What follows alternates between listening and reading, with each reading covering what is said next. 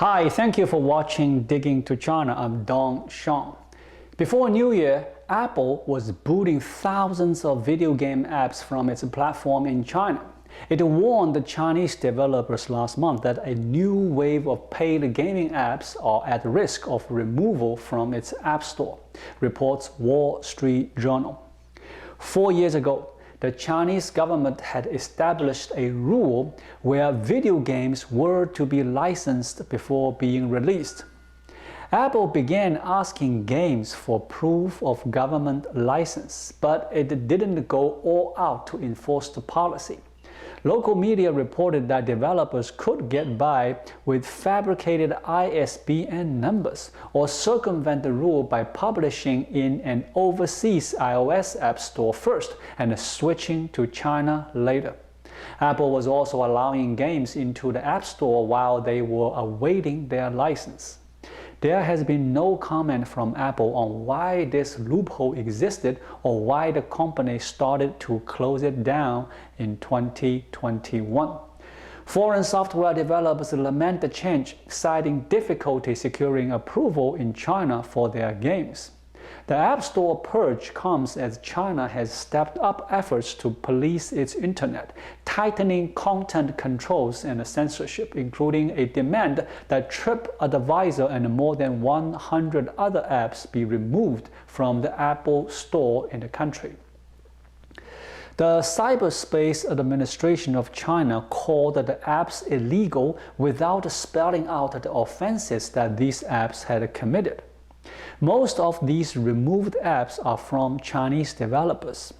Chinese regulators were quoted as saying that the removed apps were the first of many that would be taken down in a wide-ranging cleanup of online content related to illegal activity, including obscenity, pornography, prostitution, violence, fraud, or gambling.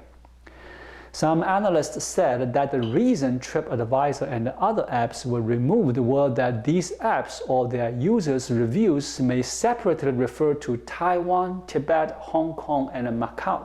The Chinese government insists that all are part of China. Back in 2018, the Marriott Hotel app and website was blocked for this reason.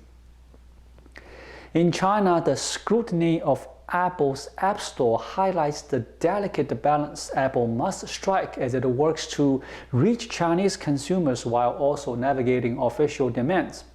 In early December, Apple told developers in a memo that the premium games and those with in-app purchases had until December 31st to submit proof of a government license.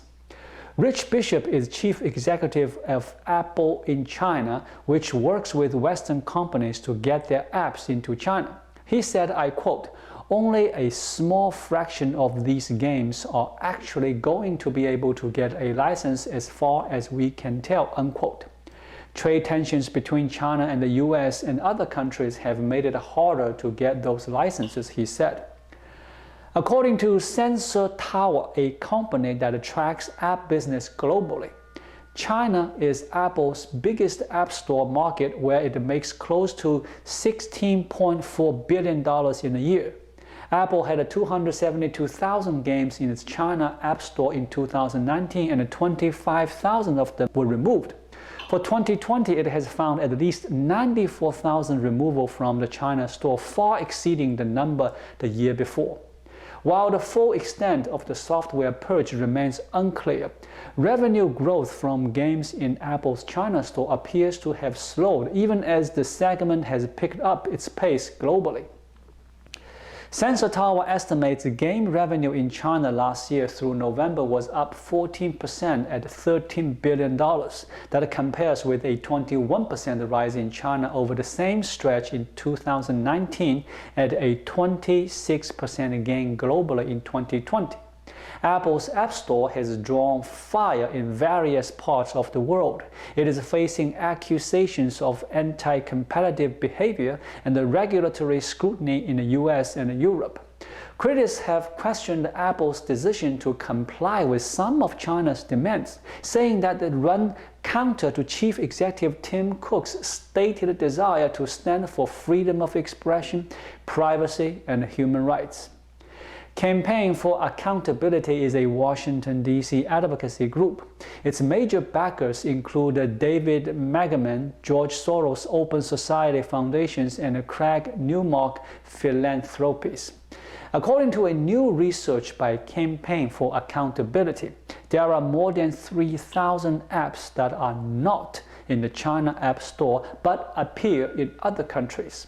Almost a third of the apps absent from Apple's China store were related to hot-button human rights topics, such as Tibetan Buddhism, protests in Hong Kong, and gay or transgender rights or themes, while 5% dealt with pornography or gambling. Another large chunk were games. Apple, as well as Google, removed apps associated with Hong Kong's anti-government protests, including a crowd-sourced map service that tracked police activity. The People's Daily newspaper, which is run by the Chinese Communist Party, had called the app toxic software. Around the same time, Apple also removed the Quartz news app from its China store due to the publication's coverage of the Hong Kong protests. Back in 2015, Apple even blocked its own news app from loading in China. Apple faces reproof from two sides, one from Chinese state media for not doing enough to filter banned content, and two complaints from outside mainland China that it bans to state censorship. The company has said it was complying with local laws. In its most recent disclosure report, Apple said it received 103 requests from Chinese authorities in 2019 for the removal of 399 apps because of legal violations, the majority of which were related to pornography and illegal content. Apple said it honored most of those requests, pulling down 381 apps. In addition, Apple said it took down 129 apps in that period in China for so-called platform violations, such as illegal gambling.